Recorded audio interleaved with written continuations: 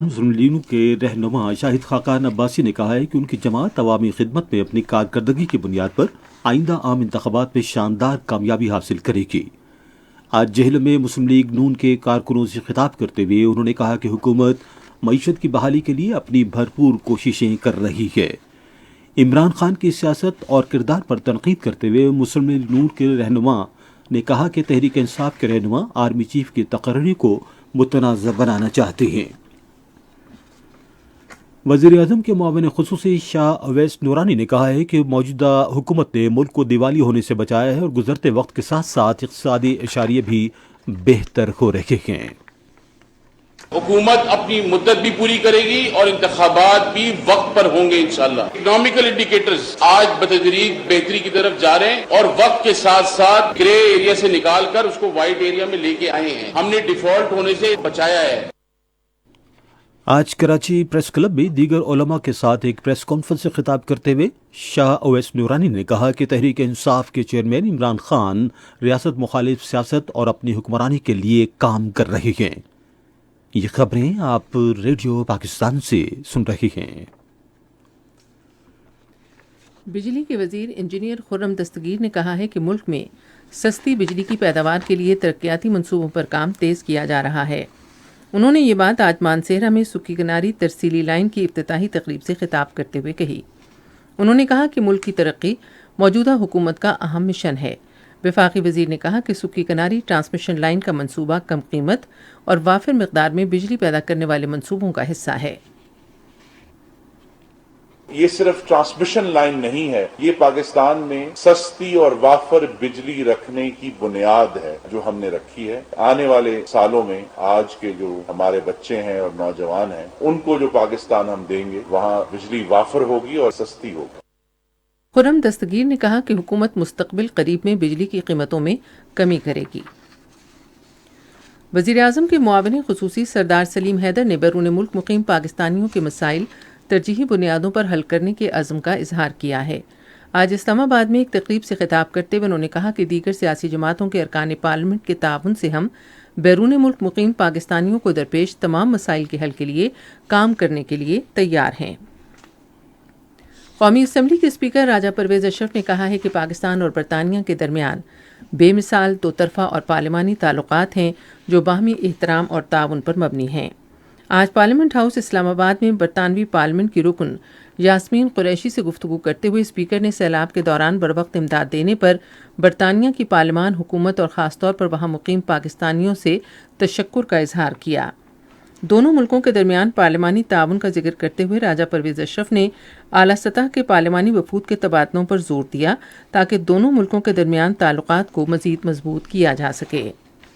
اسلام آباد کی ایک احتساب عدالت نے وزیر خزانہ اسحاق ڈار اور 3 دوسرے افراد کے خلاف ذرائع سے زیادہ اثاثے رکھنے کے مقدمے کی کارروائی ختم کر دی ہے۔ احتساب عدالت کے جج محمد بشیر نے آج محفوظ فیصلہ سناتے ہوئے کہا کہ یہ مقدمہ اس عدالت کے دائرۂ اختیار میں نہیں آتا۔ ریفرنس نیب کو واپس کر دیا گیا ہے۔ اس مقدمے میں ایک تفتیشی افسر سمیت 42 گواہوں کے بیانات قلم بند کیے گئے تھے۔ پاکستان میں اقوام متحدہ کے بچوں کے ادارے کے نائب نمائندہ ڈاکٹر انوسا کیبور نے این ڈی ایم اے کے چیئرمین لیفٹیننٹ جنرل انعام حیدر ملک سے آج اسلام آباد میں ملاقات کی۔ یونیسیف کے وفد نے پاکستان میں ہنگامی رد عمل، قدرتی آفات سے تباہی سے نمٹنے کے دوران باہمی تعاون اور اشتراک کے اہم عملی پہلوؤں پر آراء حاصل کی۔ ڈاکٹر انوسا کیبور نے این ڈی ایم اے کے چیئرمین کو سیلاب سے متاثرہ علاقوں میں اپنے ادارے کی طرف سے بچوں کی صحت، تعلیم، خوراک، کردار سازی سے متعلق آگاہی اور نفسیاتی ضروریات کے حوالے سے جاری امدادی کام سے آگاہ کیا۔ این ڈی ایم اے کے چیئرمین نے حالیہ سیلاب میں یونیسیف کی امدادی کوششوں کو سراہا۔ وفاقی حکومت نے ناگہانی آفات سے نمٹنے کے قومی ادارے کے گزشتہ 5 برسوں سے زائد عرصے میں مختلف آفات میں مؤثر کام کے پیش نظر اسے مستحکم بنانے کے لیے قانونی ترامیم کا یقین دلایا ہے۔ این ڈی ایم اے کے ایک عہدیدار کے مطابق ادارے نے 2 بڑی قومی اور عالمی ہنگامی صورتحال، ٹڈی دل کے حملے اور کورونا وائرس کی وبا کی روک تھام کے لیے بھرپور کام کیا۔ انہوں نے بتایا کہ این ڈی ایم اے قانون میں ترامیم اور ایرا کو این ڈی ایم اے میں ضم کرنے سمیت ادارے کو مزید فعال بنانے کے لیے حکومت نے اقدامات کیے ہیں۔ عہدیدار نے بتایا کہ وفاقی حکومت نے مشکل مالی صورتحال کے باوجود NDMA کے بجٹ کی ضروریات کو ہمیشہ پورا کیا ہے۔ متحدہ عرب امارات کے نیشنل ڈیفنس کالج کے ایک وفد نے آج انسٹیٹیوٹ آف اسٹریٹجک اسٹڈیز اسلام آباد کا دورہ کیا۔ وفد کی قیادت بریگیڈیئر محمد حماد خلیفہ الکعبی نے کی۔ انسٹیٹیوٹ کے چائنا پاکستان اسٹڈی سینٹر کے ڈائریکٹر ڈاکٹر طلعت شبیر نے ادارے کی ساخت اور سرگرمیوں کے حوالے سے وفد کو بریفنگ دی۔ انہوں نے علاقائی اور عالمی سیاست اور پاکستان پر اس کے اثرات کے حوالے سے بھی جائزہ پیش کیا۔ ادارے میں افغانستان، مشرق وسطیٰ اور افریقہ سینٹر کے لیے ڈائریکٹر نے افغانستان کی صورتحال کے حوالے سے بریفنگ دی۔ بریگیڈیئر محمد حماد خلیفہ الکعبی نے انسٹیٹیوٹ آف اسٹریٹجک اسٹڈیز کے کردار کو سراہا۔ انہوں نے بین الاقوامی ماحول کی گہری سمجھ بوجھ رکھنے کی اہمیت پر زور دیا تاکہ ایسی پالیسیاں تشکیل دی جا سکیں جن سے عالمی مفادات آگے بڑھیں۔ پنجاب کے وزیر اعلیٰ چودھری پرویز الہی نے دور حاضر کے چیلنجز سے نمٹنے کے لیے اعلیٰ تعلیم کے محکمے کو بہتر بنانے کے عزم کا اعادہ کیا ہے۔ آج لاہور میں ایک اجلاس کی صدارت کرتے ہوئے انہوں نے طلباء کے روشن مستقبل کے لیے اعلیٰ تعلیم کے شعبے میں جدید تبدیلیاں لانے کی ضرورت پر زور دیا۔ وزیر اعلیٰ نے جامعات میں فنڈز کے شفاف استعمال کے لیے اصلاحات کے عزم کا اعادہ کیا۔ انہوں نے صوبے کے کالجوں میں کھیلوں کی سرگرمیاں بحال کرنے کا اعلان کیا اور اس حوالے سے پرنسپلز کی سالانہ کانفیڈینشیل رپورٹ کی بنیاد پر درجہ بندی کا فیصلہ کیا۔ آج 97 ہندو یاتری بھارت سے واگا بارڈر کے راستے لاہور پہنچے ہیں۔ وہ شیو اوتاری ست گرو سوامی شادارام صاحب کے 314ویں یوم پیدائش کی تقریبات میں شرکت کریں گے۔ متروکہ وقف املاک بورڈ کے ایڈیشنل سیکرٹری رانا شاہد سلیم، ڈپٹی سیکرٹری فراز عباس اور مقامی ہندو رہنما کشن شرما نے یاتریوں کا گرمجوشی سے خیر مقدم کیا۔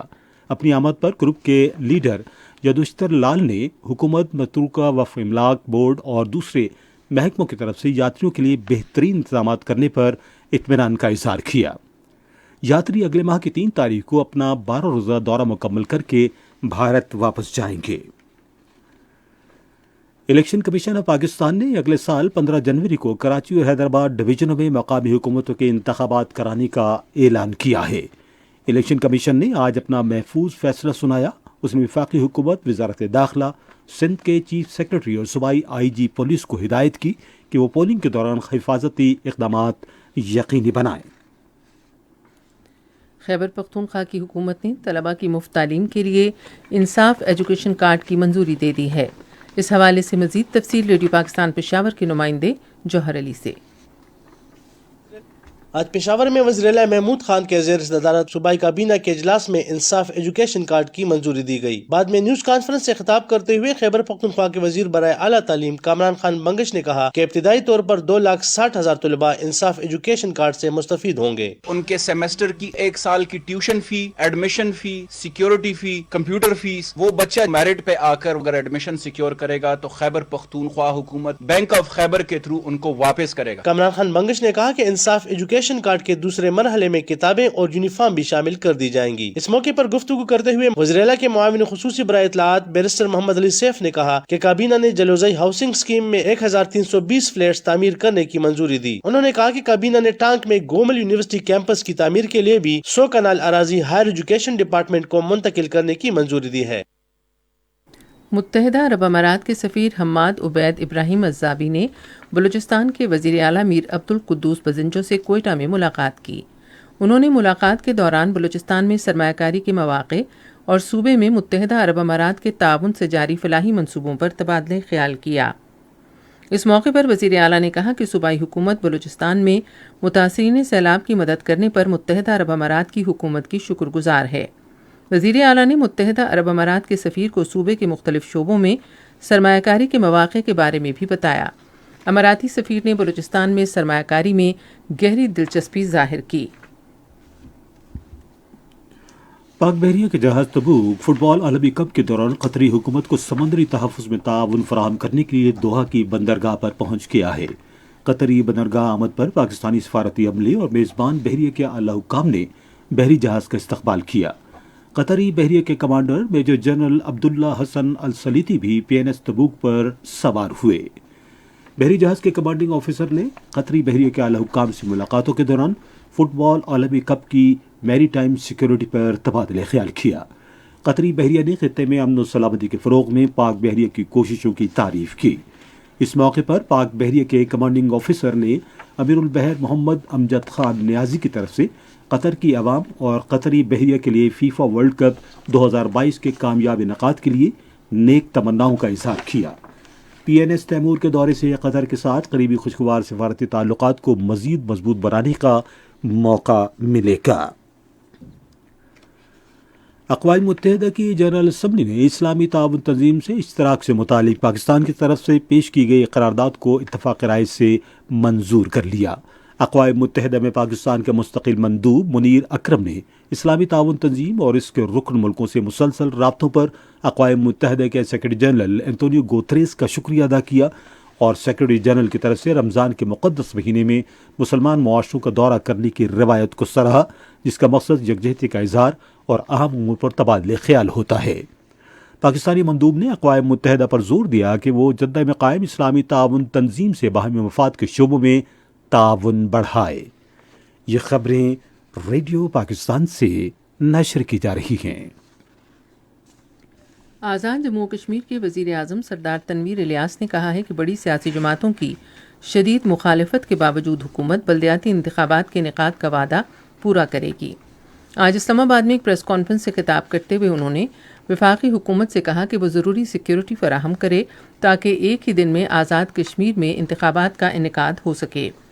سردار تنویر الیاس نے کہا کہ آزاد جموں و کشمیر کی حکومت شہریوں پر دباؤ ڈال کر ٹیکس لینے کے حق میں نہیں ہے، تاہم شہریوں کے اعتماد کے لیے کوششیں کی جا رہی ہیں تاکہ انہیں ٹیکس کے دائرہ کار میں لایا جا سکے۔ انہوں نے کہا کہ لائف سٹاک، ڈیری اور پولٹری کے شعبوں کو ٹیکسز سے استثناء دیا جا رہا ہے۔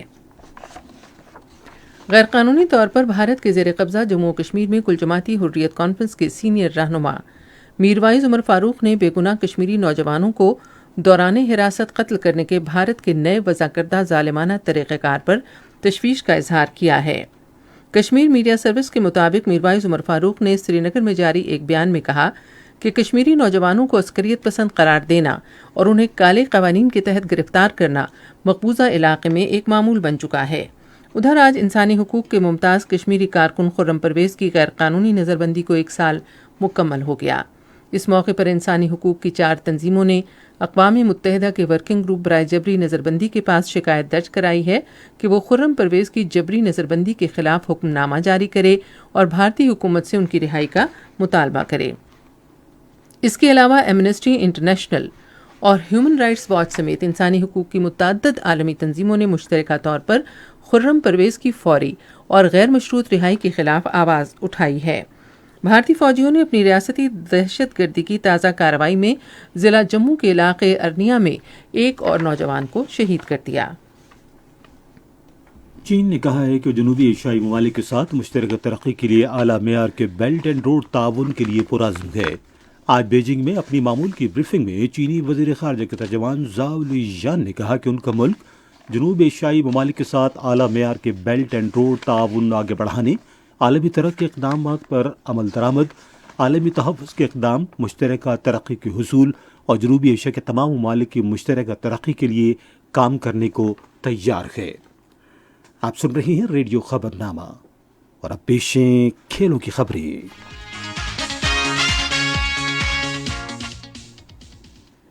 قطر میں فیفا ورلڈ کپ میں سعودی عرب نے غیر متوقع طور پر ارجنٹینا کو 2-1 سے شکست دی۔ صالح الشہری اور سالم الدواسری نے سعودی عرب کے لیے 1 گول کیا۔ لیونل میسی نے ارجنٹینا کے لیے واحد گول کیا۔ میچ لوزیل اسٹیڈیم میں غیر معمولی کیفیت میں کھیلا گیا، جہاں ایک طرف ارجنٹینا کے شائقین میں روایتی جوش و خروش پایا جاتا تھا، وہیں ہزاروں سعودی شہری بھی اپنی ٹیم کی سپورٹ کے لیے موجود تھے۔ سعودی عرب ہفتے کو پولینڈ سے مد مقابل ہوگا۔ ارجنٹینا میکسیکو کے خلاف اتوار کو کھیلے گا۔ آج گروپ ڈی میں ڈنمارک اور تیونس کے درمیان میچ بغیر کسی گول کے برابر رہا۔ فیفا ورلڈ کپ میں کل قطر میں 4 میچ کھیلے جائیں گے۔ گروپ ڈی میں فرانس آسٹریلیا کے خلاف دن 12 بجے میچ کھیلے گا، جبکہ گروپ ایف میں مراکش دوپہر 3 بجے کروئیشیا سے مد مقابل ہوگا۔ گروپ ای میں جرمنی شام 6 بجے جاپان کے خلاف میچ کھیلے گا، جبکہ اسپین رات 9 بجے کوسٹاریکا کا سامنا کرے گا۔ پاکستان بصارت سے محروم افراد کے آئندہ T20 عالمی کپ کے لیے اپنی ٹیم کا اعلان کل کرے گا۔ ایونٹ کا تیسرا مرحلہ اگلے ماہ کی 6 تاریخ سے بھارت میں شروع ہوگا۔ بھارت، پاکستان، نیپال، بنگلہ دیش، آسٹریلیا، جنوبی افریقہ اور Sri Lanka T20 world cup میں حصہ لے رہے ہیں۔ افتتاحی میچ میں پاکستان 6 دسمبر کو دہلی میں جنوبی افریقہ سے مد مقابل ہوگا۔ دوسرے میچ میں پاکستان اپنے روایتی حریف بھارت سے 7 دسمبر کو فرید آباد میں مقابلہ کرے گا۔ میڈیا سے گفتگو کرتے ہوئے chairman Pakistan blind cricket council Syed Sultan Shah نے کہا کہ T20 ورلڈ کپ کی تیاری کے لیے ہمارا تربیتی camp Quaid Azam cricket stadium Mirpur میں لگایا گیا ہے۔ کیمپ اس ماہ کی 30 تاریخ تک جاری رہے گا۔ انہوں نے کہا کہ اگلے ماہ کی 4 تاریخ کو ٹیم بھارت کے لیے روانہ ہوگی۔ شیخ زاید کرکٹ اسٹیڈیم میں کل سے شروع ہونے والے ابوظہبی T10 لیگ کے 6 مرحلے میں پاکستان کے 7 کھلاڑی حصہ لے رہے ہیں۔ پاکستانی کھلاڑی محمد عامر اور افتخار احمد کو بنگلہ ٹائیگرز نے منتخب کیا ہے۔ Left arm spin all rounder Imad Wasim Delhi Bulls کے لیے کھیلیں گے۔ سابق فاسٹ بولر وہاب ریاض اور 24 سالہ Azam Khan new York strikers کا حصہ بنیں گے۔ محمد عرفان ناردرن وارئرز کی نمائندگی کریں گے، جبکہ عماد بٹ ٹیم ابوظہبی کے لیے ایکشن میں نظر آئیں گے۔ اب سنتے ہیں تجارتی خبریں۔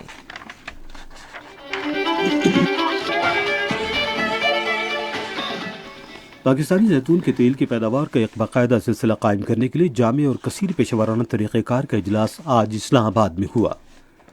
اجلاس قومی غذائی تحفظ و تحقیق کے سیکرٹری ظفر حسن اور اٹلی کے سفیر اینڈریاس فیراریز کی مشترکہ صدارت میں ہوا۔ سیکرٹری قومی غذائی تحفظ ظفر حسن نے کہا کہ منصوبہ ملکی پیداوار میں اضافے میں معاون ثابت ہوگا۔ سندھ کے گورنر کامران ٹیسوری نے کہا ہے کہ تاجر برادری نے قومی معیشت مستحکم بنانے میں کلیدی کردار ادا کیا ہے۔ آج کراچی میں پاکستان وفاق خائے ایوان صنعت تجارت کے زیر اہتمام ایک تقریب سے خطاب کرتے ہوئے انہوں نے کہا کہ ایک تاجر کی حیثیت سے وہ تاجر برادری کے مسائل سے بخوبی آگاہ ہیں اور یقین دلایا کہ وہ ان کے مسائل کے حل میں اپنا کردار ادا کریں گے۔ پاکستان اسٹاک ایکسچینج میں آج تیزی کا رجحان دیکھا گیا کہ ایس ای 100 انڈیکس 167 پوائنٹس کے اضافے کے بعد مارکیٹ کے اختتام پر 42,928 پوائنٹس پر بند ہوا۔ نیشنل بینک کے اعلان کے مطابق روپے اور دیگر غیر ملکی کرنسیوں کے درمیان شرح تبادلہ یہ رہی۔ امریکی ڈالر قیمت خرید 221 روپے 36 پیسے اور قیمت فروخت 226 روپے 34 پیسے، پاؤنڈ اسٹرلنگ 262 روپے 41 پیسے اور 268 روپے 39 پیسے، یورو 227 روپے 58 پیسے اور 232 روپے 26 پیسے اور سعودی ریال قیمت خرید 58 روپے 82 پیسے اور قیمت فروخت 60 روپے 30 پیسے۔ آج کراچی میں 10 گرام سونے کی قیمت 1,36,360 روپے رہی۔ آپ سن رہی ہیں ریڈیو خبرنامہ۔ اب چلیں گے فن کی دنیا میں۔ معروف مصنف، شاعر، دانشور اور کالم نگار سینیٹر عرفان صدیقی کے شعری مجموعے گریزپا موسموں کی خوشبو کی تقریب رونمائی کل اسلام آباد میں ہوگی۔ تقریب کا اہتمام ادبی اور ثقافتی تنظیموں ادب پرور اور زاویہ نے مشترکہ طور پر کیا ہے۔ یہ تقریب پاکستان اکادمی ادبیات میں منعقد ہوگی۔ پروفیسر فتح محمد، افتخار عارف، ڈاکٹر احسن اکبر، ڈاکٹر حمیرہ اشفاق، فواد حسن فواد، ڈاکٹر جمال ناصر، فواد نیاز اس موقع پر اظہار خیال کریں گے۔ ڈاکٹر انعام الحق جاوید افتتاحی کلمات کہیں گے، جبکہ ادبی اکیڈمی کے چیئرمین ڈاکٹر یوسف بھی تقریب سے خطاب کریں گے۔ Arts council of Pakistan Karachi کے زیر اہتمام 3 روزہ پاکستان موسیقی میلہ رنگارنگ تقریب کے ساتھ اختتام پذیر ہو گیا۔ آرٹس کونسل کے صدر محمد احمد شاہ نے اس موقع پر گفتگو کرتے ہوئے کہا کہ اس میلے میں ملک بھر سے 226 فنکاروں نے شرکت کی۔ انہوں نے کہا اس طرح کے موسیقی میلے ٹورانٹو، دبئی، لندن اور امریکہ کے شہروں میں بھی منعقد کیے جا رہے ہیں۔ انہوں نے کہا ہم میلے کے ذریعے یہ پیغام دینا چاہتے ہیں کہ ہم امن پسند اور مہذب قوم ہیں۔ اس موسیقی میلے میں عطا اللہ خان عیسیٰ خیلوی سمیت کئی نامور فنکار شریک ہوئے۔ سالانہ لوک میلہ جمعے سے اسلام آباد میں شروع ہوگا اور یہ میلہ 10 روز تک جاری رہے گا۔ اب سنتے ہیں سائنس کی خبریں۔ محققین نے کہا ہے کہ آلودگی کے باعث پھیپھڑوں کا مدافعتی نظام عمر بڑھنے کے ساتھ ساتھ کمزور پڑ سکتا ہے، جس سے بالغ افراد کے پھیپھڑے خراب ہونے اور نظام تنفس کی بیماریاں لاحق ہو سکتی ہیں۔ نئی تحقیق سے یہ بات سامنے آئی کہ پھیپھڑے کمزور پڑنے کی وجہ آلودگی سے پیدا ہونے والے مخصوص مادہ ہے۔ ناسا کا کہنا ہے کہ اس دہائی کے آخر تک انسان چاند پر رہ رہے ہوں گے۔ امریکی ریاست فلوریڈا میں قائم کینیڈی اسپیس اسٹیشن سے متعدد ناکام کوششوں کے بعد بالآخر آرٹمس 1 مشن پر روانہ ہو گیا ہے۔ سمندری مچھلی مینٹارے سے متاثر ہو کر ایک نرم روبوٹ بنایا گیا ہے جو اب تک بنائے جانے والے تمام تیرنے والے نرم روبوٹ سے 4 گنا زائد رفتار سے تیر سکتا ہے۔ دلچسپ بات یہ ہے کہ نارتھ کیرولینا اسٹیٹ یونیورسٹی کا یہ روبوٹ بہت ہی کم توانائی صرف کرتا ہے۔ آپ سن رہے ہیں ریڈیو خبرنامہ، اور اب موسم کی تازہ ترین صورتحال جانتے ہیں ماہر موسمیات عمران احمد صدیقی سے۔ آئندہ 24 گھنٹوں کے دوران بیشتر علاقوں میں موسم سرد اور خشک رہے گا، تاہم پنجاب کے میدانی علاقوں میں صبح کے وقت دھند پڑنے کا امکان ہے۔ آج صبح سویرے سیالکوٹ، ناروال اور ملحقہ علاقوں میں دھند چھائی رہی۔ آج سب سے کم درجہ حرارت لے میں -8 ڈگری سینٹی گریڈ ریکارڈ کیا گیا، جبکہ زیارت کردو -4، بکروٹ ہنزا -3، اسلام آباد میں 5، لاہور میں 10، کراچی میں 20، پشاور میں 5، کوئٹہ 1، مظفر آباد 5، گلگت -1 اور سری نگر میں 3 ڈگری سینٹی گریڈ ریکارڈ کیا گیا۔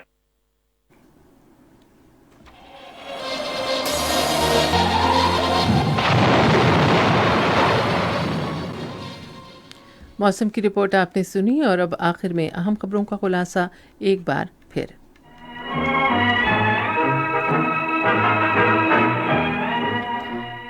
وزیر اعظم نے قازقستان کے ساتھ مختلف شعبوں میں دو طرفہ تعلقات کو فروغ دینے کی ضرورت پر زور دیا ہے۔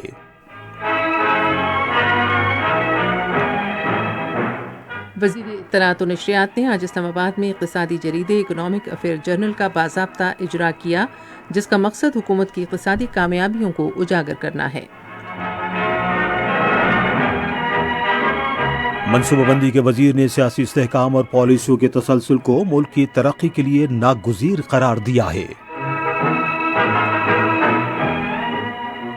بجلی کے وزیر نے کہا ہے کہ سستی بجلی پیدا کرنے کے لیے ترقیاتی منصوبوں پر کام تیز کرنے کی تمام ممکنہ کوششیں کی جا رہی ہیں۔ الیکشن کمیشن نے اعلان کیا ہے کہ کراچی اور حیدرآباد ڈویژن میں بلدیاتی انتخابات اگلے سال 15 جنوری کو ہوں گے۔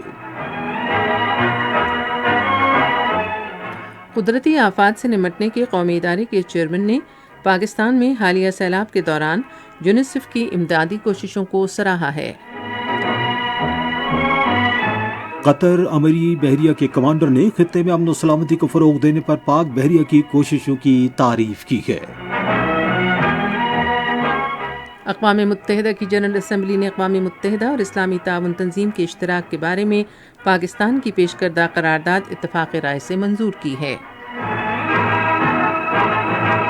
بھارت کے غیر قانونی زیر قبضہ کل جماعتی حریت کانفرنس نے بے گناہ کشمیری نوجوانوں کو دورانی حراست قتل کرنے کے بھارت کے نئے وضع کردہ ظالمانہ طریقہ کار پر تشویش کا اظہار کیا ہے۔ اور آج قطر میں فیفا ورلڈ کپ میں سعودی عرب نے غیر متوقع طور پر ارجنٹائن کو 1 کے مقابلے میں 2 گول سے ہرا دیا۔ خبرنامہ آپ نے سنا۔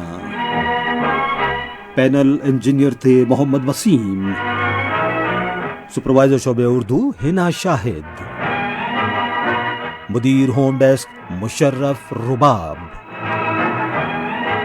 مدیر فورن ڈیسک جاوید اقبال سمیجو، مدیر کھیل کی خبریں مقدس رؤوف، مدیر تجارت سائنس اور فن کی خبریں محمد رضوان، کوارڈینیشن ایڈیٹر الیاس صفدر، مدیر اعلیٰ غضنفر عزیز کھوکھر، نگران اعلیٰ محمد طارق چودھری، اور یہ پیشکش تھی شعبہ خبر ریڈیو پاکستان کی۔ مزید خبروں اور تجزیوں کے لیے ہماری ویب سائٹ پر radio.gov.pk اور آپ ریڈیو پاکستان کے آفیشیل فیس بک پیج ریڈیو پاکستان نیوز پر خبرنامے کی براہ راست ویڈیو اسٹریمنگ بھی ملاحظہ کر سکتے ہیں۔ اسی کے ساتھ ارشد ثاقب اور عامر ہاشمی کو اجازت دیجیے۔ اللہ نگہبان۔